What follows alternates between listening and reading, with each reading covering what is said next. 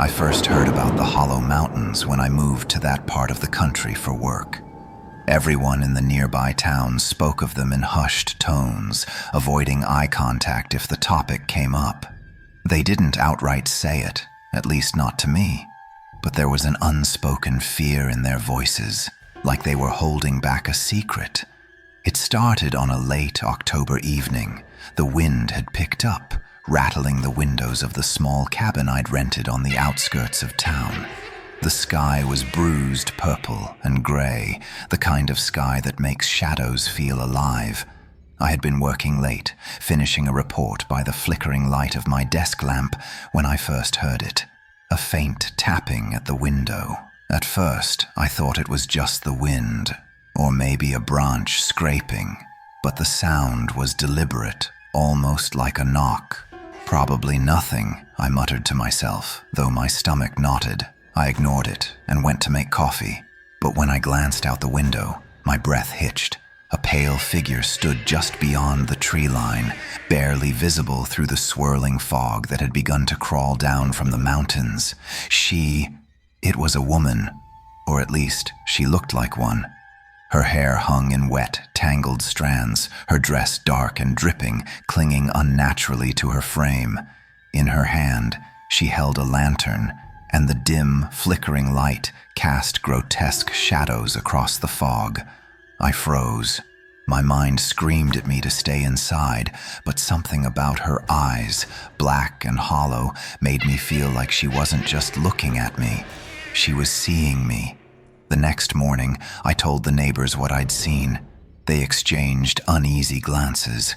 "You saw her, didn't you?" one of them whispered. "Who?" I asked. "The Witch of the Hollow Mountains. Nobody goes up there after dark. She doesn't like visitors." I laughed nervously. "It's just a legend, right?"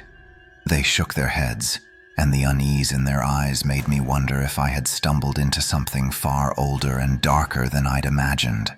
A week later, curiosity, or stupidity, got the better of me. I decided to hike into the mountains.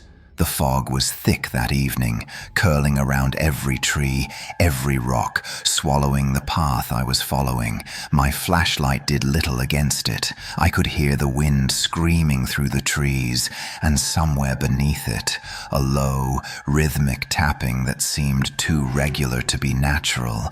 Then I saw her. The lantern light bobbing in the distance, cutting through the fog like a blade. I called out, though my voice sounded weak even to me. "Hello? Are you—" The lantern stopped moving. Silence. Then it flickered toward me, moving faster than any person should. My heart thudded in my chest. I tried to turn and run, but my legs refused to obey, and the forest seemed to stretch endlessly in every direction. She stopped right in front of me. Her face was pale and cracked, like porcelain left too long in the sun, and her eyes were empty. Pits. I swear I could hear whispers, hundreds of them, echoing inside my head. "Leave, leave." I stumbled backward. My flashlight slipped from my hand, skittering across the wet leaves. When I bent to pick it up, the lantern was inches from my face. I could smell the sulfur, rotten earth, and something metallic. "Why are you here?" she croaked, her voice like bones grinding. I was just... I didn't mean..." I stammered. "You shouldn't have come," she said, and in an instant, the lantern went out. The fog swallowed her, and I ran blindly, my lungs burning, my hands scraping against tree trunks. When I finally reached the edge of the forest, my cabin lights glowing in the distance, I dared to look back. The fog had cleared, but the faint shape of her lantern still hovered on the ridge, watching. I never went back into the Hollow Mountains, but sometimes, when the wind howls through the trees at night, I swear I can see a flicker of light at the edge of the forest, and I hear it. The tapping, slow, deliberate, waiting. They say the Witch of the Hollow Mountains doesn't just appear for fun.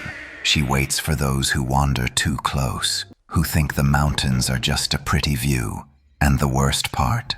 The townspeople don't talk about what happens to the ones she chooses, but I know, I can feel it in my bones. She doesn't forget, and one day, that lantern will find me again. Until then, I sleep with every light on, praying the fog never rises again.